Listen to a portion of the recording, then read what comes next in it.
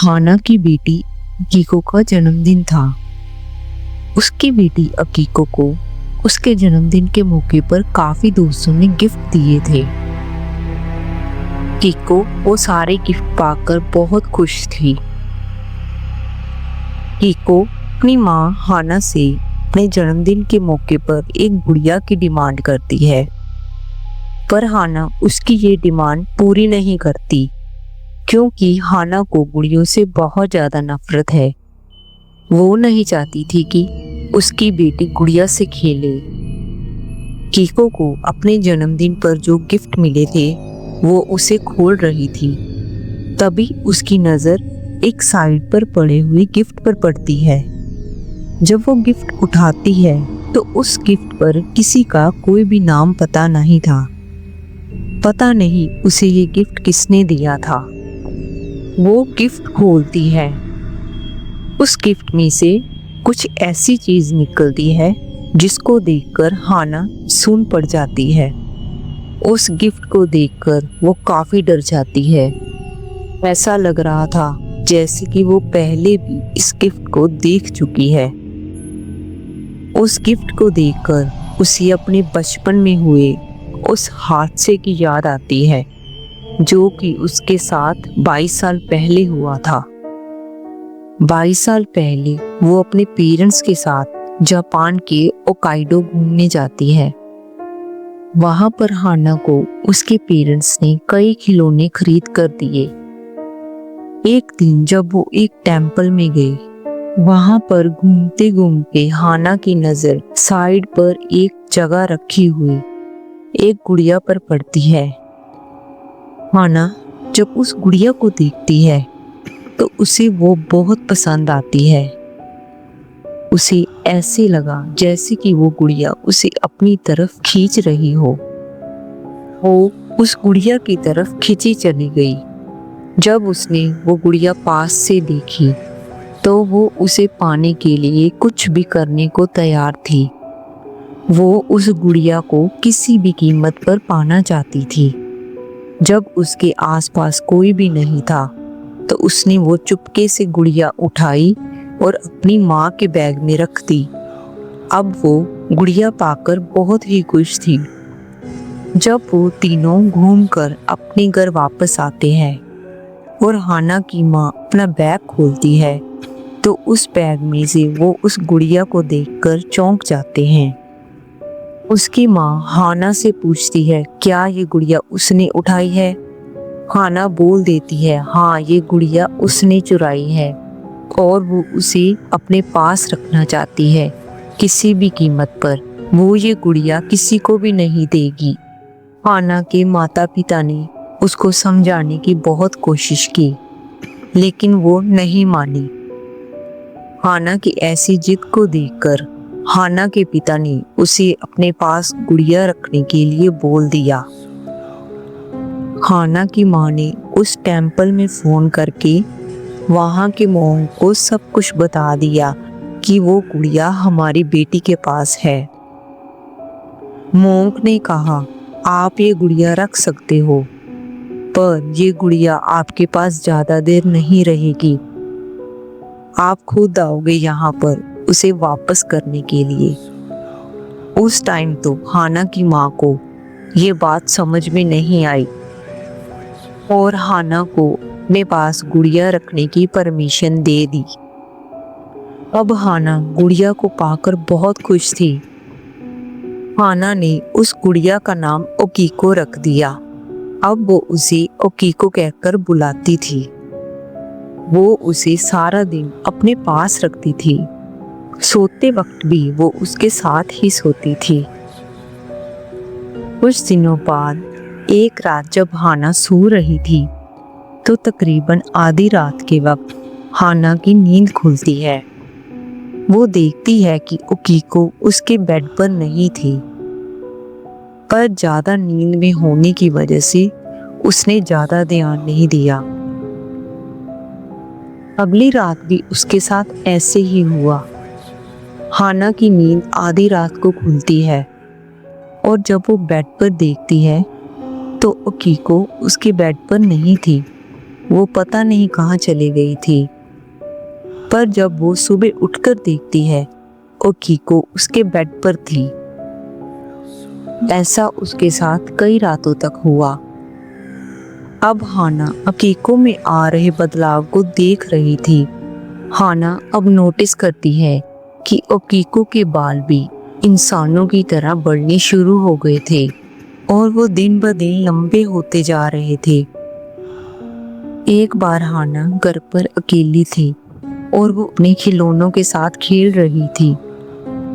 तब उसे अचानक हंसने की आवाज आती है। वो इधर उधर देखती है पर उसे कोई नहीं दिखता। हंसने की आवाज उसे फिर से आती है। वो सोचती है कि घर पर वो तो अकेली है, फिर ये हंस कौन रहा है। जब उसका ध्यान ओकीको की तरफ पड़ता है तो वो देखती है ओकीको का चेहरा बदल जाता है। ये हंसने की आवाज ओकीको की थी। ये सब देखकर हाना डर जाती है और ओकीको को वहीं फेंक देती है और घर से बाहर भाग जाती है। घर से बाहर निकलते ही उसे अपने माता पिता दिखते हैं। वो भागकर उनके पास चली जाती है। हाना काफी घबरा गई थी। हाना की माँ उससे उसकी घबराहट की वजह पूछती है। वो डरते डरते अपने माता पिता को ओकीको के बारे में बताती है। उसके माता पिता उसकी बात का यकीन नहीं करते। वो उसको उसका वहम समझते हैं और भूल जाने को बोलते हैं। कुछ दिनों बाद हाना की माँ को भी ओकीको में थोड़े से बदलाव नजर आते हैं। वो भी देखती है कि उसका चेहरा अचानक से बदल जाता है और ओकीको अचानक हंसने लगती है। अब हाना ओकीको को अपने पास नहीं रखती थी, वो उससे दूर भागती थी। एक बार हाना की माँ ने ओकीको को अलमारी में लॉक कर दिया ताकि वो हाना का डर दूर कर सके। कुछ ही देर बाद उन्होंने नोटिस किया कि ओकीको हाना के बेड पर पड़ी हुई थी। वो बाहर कैसे आई, ये किसी को भी समझ नहीं आया। ओकीको दिन ब दिन उस परिवार में डर पैदा कर रही थी। हाना की माँ ने नोटिस किया कि उसके बाल भी लगातार बढ़ रहे हैं, जैसे कि इंसान के बाल हो। पर हाना के पिता ओकीको से पीछा छुड़वाने के लिए उसे दूर किसी जंगल में फेंक आते हैं। पर जैसे ही वो घर पर वापस आते हैं तो वो गुड़िया हाना के बेड पर पड़ी हुई थी। उन्होंने उस गुड़िया से पीछा छुड़वाने की बहुत कोशिश की पर वो हर बार वापस आ जाती थी। हाना के माता पिता अब समझ चुके थे कि ये कोई नॉर्मल गुड़िया नहीं है। इसे हम अपने घर पर नहीं रख सकते, इसे मंदिर में वापस छोड़ आना चाहिए। उन्होंने डिसाइड किया कि वो सुबह ही उस मंदिर में जाएंगे और उस गुड़िया को वहां पर छोड़ आएंगे। पर उनके लिए वो रात गुजारना बहुत ही मुश्किल हो गया था। वो तीनों एक ही कमरे में सो रहे थे तो अचानक आधी रात को दरवाजा खटखटाने की आवाज आती है। हाना की नींद खुलती है। हाना देखती है कि कोई दरवाजा लगातार खटखटा रहा है और उसको उसके नाम से बुला रहा है और दरवाजा खोलने को बोल रहा है। हाना, वो उस आवाज की तरफ खिंची चली गई। वो बेड से उठी और दरवाजा खोलने ही लगी थी तो उसके पापा ने उसका हाथ पकड़ लिया और दरवाजा खोलने से मना कर दिया। जब वो वापस मुड़कर सोने ही जा रहे थे तो उनको अपने बेड पर ओकीको पड़ी हुई मिली। वो जोर जोर से हंस रही थी। वो हाना को अपनी तरफ बुला रही थी। ये सब देखकर वो तीनों बहुत डर गए। ओकीको ने हाना को पकड़ लिया। वो उसे छोड़ नहीं रही थी तो हाना के पिता ने एक कैंची उठाई और अपनी बेटी को बचाने के लिए ओकीको के बाल काट दिए। बाल काटते ही वो जमीन पर गिर गई। सब कुछ शांत हो गया। अकीको बिल्कुल नॉर्मल थी, वो कुछ नहीं कर रही थी। अब हाना के पिता समझ गए कि अकीको की जान उसके बालों में है। उन्होंने उसके सारे बाल काट दिए और सुबह होने का इंतजार करने लगे। सुबह सुबह ही वो काइडो के मंदिर में पहुंच गए। वहां पर अकीको को वापस किया और उनसे इसके लिए माफी मांगी। मोंक ने बताया कि ये गुड़िया आम गुड़िया नहीं है, कोई भी इसे अपने पास ज्यादा देर नहीं रख पाता। मोंक ने वो इस गुड़िया के पीछे की कहानी बताई। उन्होंने बताया कि लगभग 100 साल पहले केंजी नाम का लड़का था। वो अपनी छोटी बहन से बहुत प्यार करता था और उसके लिए एक गुड़िया गिफ्ट में लेके आया। उसकी बहन को वो गुड़िया इतनी पसंद आई कि वो रात दिन सिर्फ उसके साथ ही खेलती थी और उसके साथ ही सोती थी। पर एक बीमारी की वजह से 5 साल की उम्र में ही उसकी मौत हो गई। कहते हैं कि मरने के बाद उसकी आत्मा उस गुड़िया में कैद हो गई।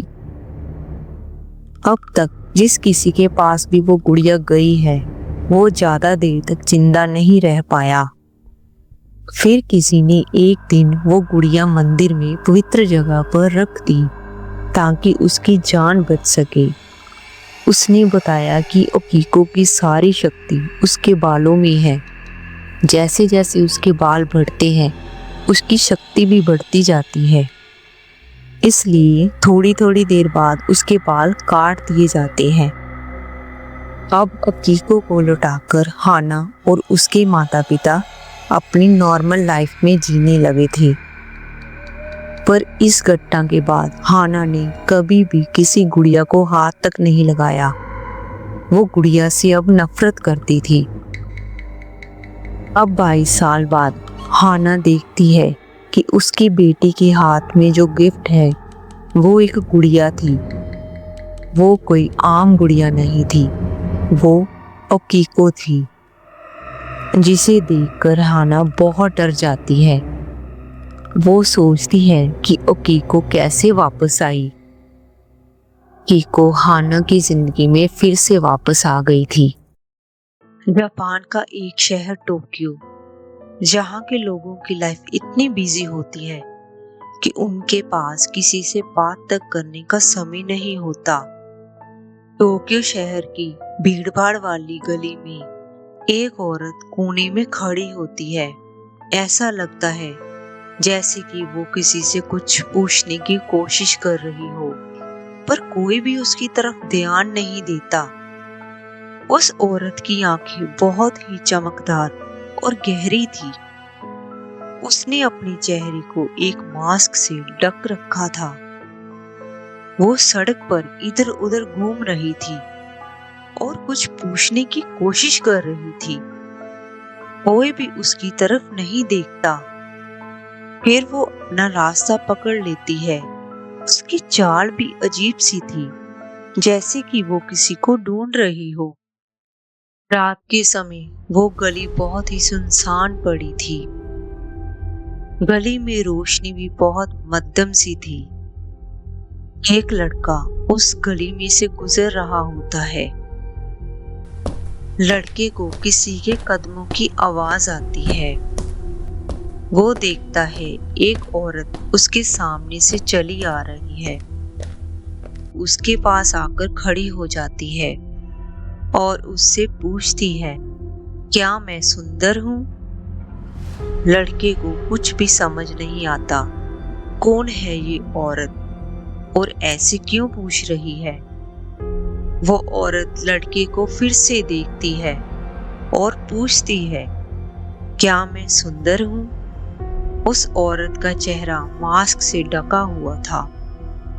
लड़के को उसका चेहरा साफ साफ नहीं दिख रहा था। लड़का उसके चेहरे की तरफ ध्यान से देखता है। उसको उसकी आंखें बहुत ही सुंदर और गहरी लगती है और वो बोलता है, हाँ तुम सुंदर हो। लड़के के ऐसा बोलते ही लड़की ने धीरे धीरे से अपने चेहरे पर से मास्क हटाया और कहा, क्या मैं सुंदर हूँ? उस औरत का चेहरा देखते ही वो लड़का डर जाता है और पीछे हटने लगता है। उस औरत का चेहरा एक कान से दूसरे कान तक कटा हुआ था। उसका चेहरा बहुत ही भयानक था।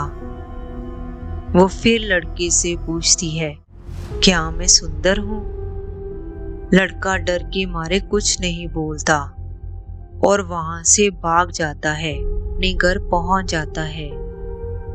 वो औरत उसके पीछे पीछे उसके घर तक पहुंच जाती है।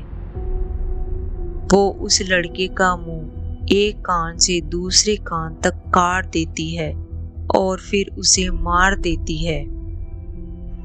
वो औरत कोई और नहीं, कुचिसाकी ओना थी। बहुत ही पुराने समय में कुचिसाकी ओना नाम की एक औरत थी। वो बहुत ही सुंदर थी। उसे अपनी सुंदरता पर बहुत घमंड था। उसकी शादी एक समुराई के साथ हुई थी। समुराई अक्सर युद्ध के लिए घर से बाहर रहता था। उसी दौरान कुचिसाकी ओना के कई मर्दों के साथ संबंध बन जाते हैं। एक बार जब समुराई युद्ध खत्म करके अपने घर वापस आता है तो वो कुचिसाकी ओना को किसी और आदमी के साथ अपने घर पर देखता है। वो सब देखकर समुराई को बहुत गुस्सा आता है। गुस्से में पहले वो उस आदमी को मार देता है और फिर कुचिसाकी ओना का मुंह एक कान से दूसरे कान तक काट देता है। कुचिसाकी ओना का खून ज्यादा बह जाने की वजह से मौत हो जाती है। कहते हैं कि उसकी आत्मा अभी भी बदला लेने के लिए इधर उधर घूमती रहती है और अपना शिकार करती है। वो सबसे एक ही सवाल पूछती है, क्या मैं सुंदर हूँ? चाहे कोई जवाब हाँ में दे या चाहे ना में दे, वो उसका चेहरा एक कान से दूसरे कान तक काट देती है और फिर उसे मार देती है।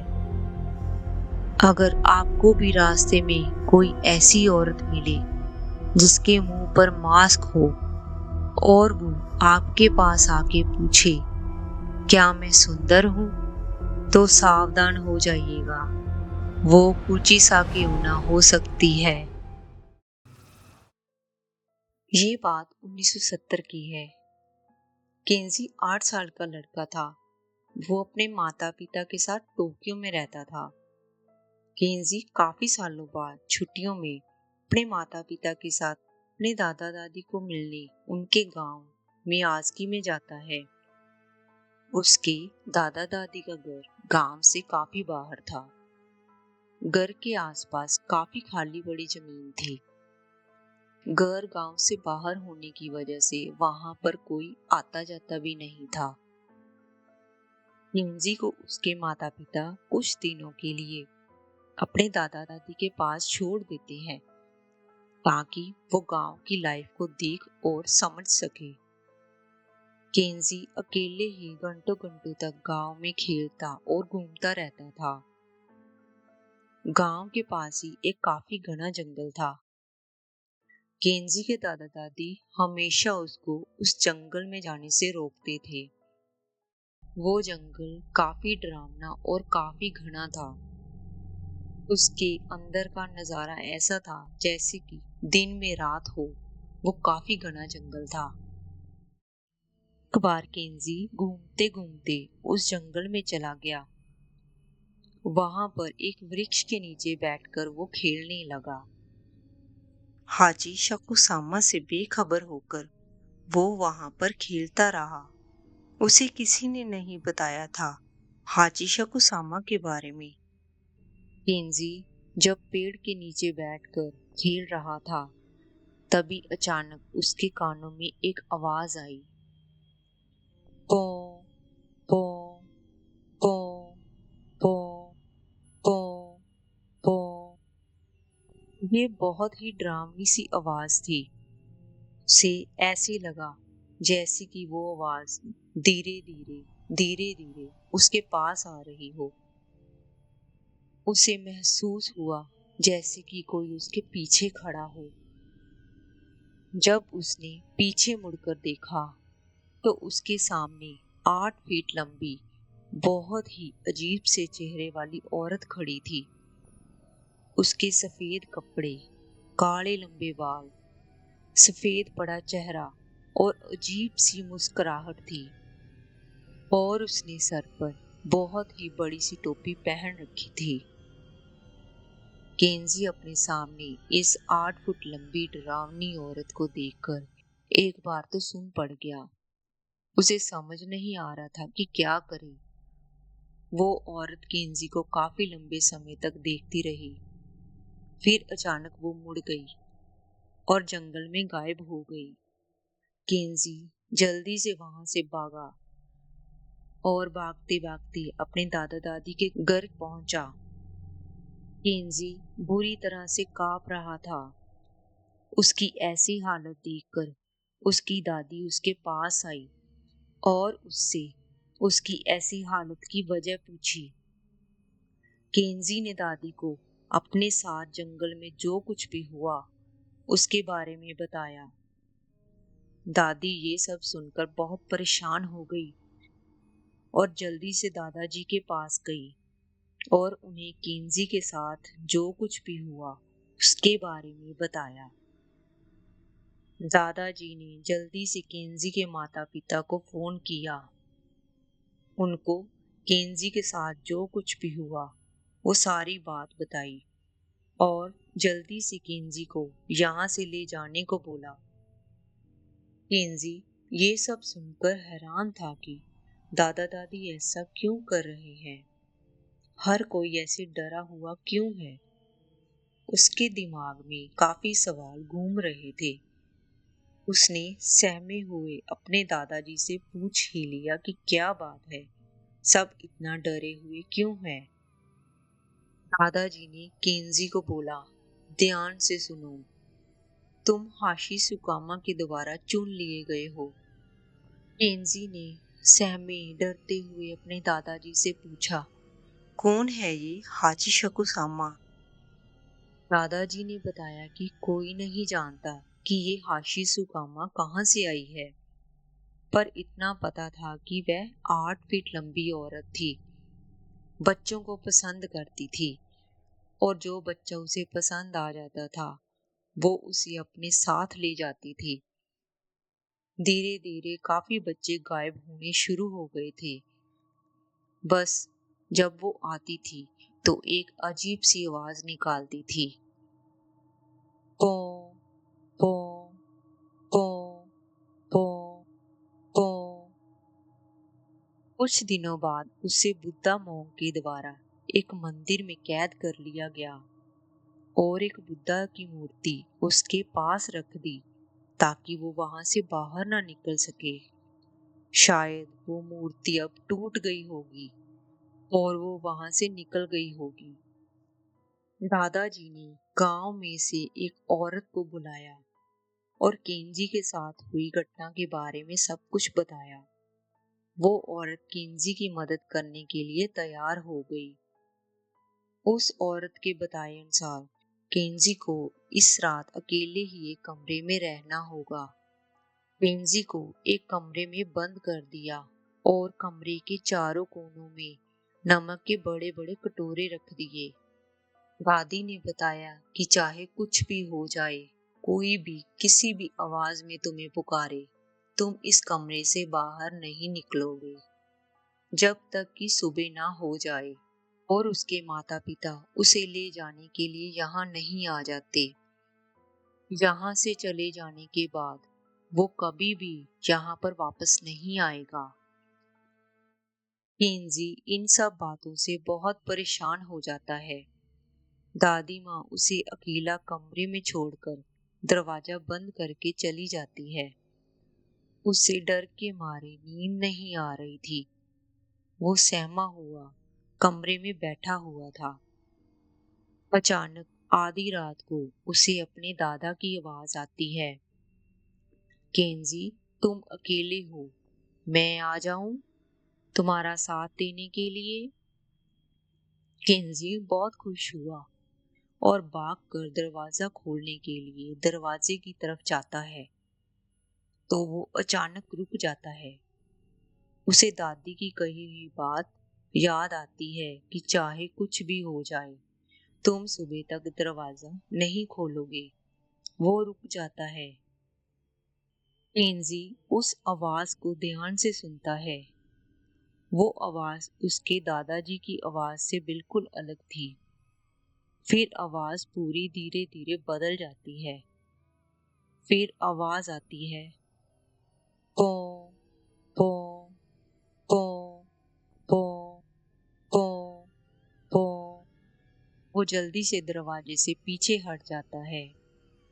फिर उसका ध्यान साइड पर पड़े हुए नमक के कटोरों पर जाता है।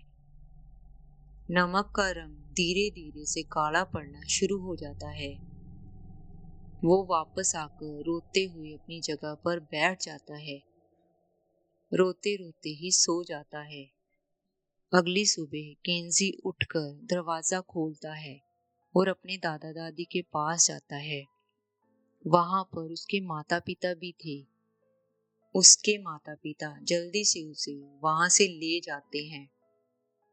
उसके दादा दादी जाने से पहले उससे वादा लेते हैं कि वो यहाँ पर कभी वापस नहीं आएगा।